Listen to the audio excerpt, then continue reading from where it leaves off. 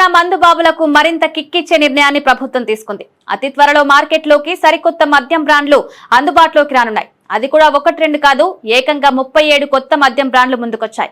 మద్యం సరఫరా కోసం గత నెల 23న బెవరేజెస్ కార్పొరేషన్ కొత్త సరఫరాదారుల నుంచి అప్లికేషన్లు ఆహ్వానించింది.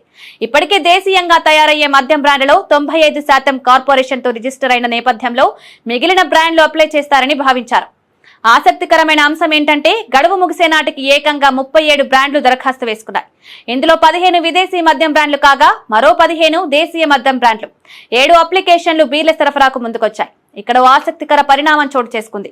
నోటిఫికేషన్ లేకుండా కొత్త బ్రాండ్ల సరఫరా కోసం అనుమతి ఇవ్వడం ఏమిటంటూ ప్రభుత్వం మీద విమర్శలు చేసి వివాదాస్పద జాబితాలోకి ఎక్కిన సోమ్ డిస్టిలరీస్ కూడా ఈ జాబితాలో ఉన్నట్టు చెబుతున్నాయి. బీర్ తో పాటు లిక్కర్ సంస్థలు కూడా అప్లికేషన్ పెట్టిన వైనం బయటకొచ్చింది.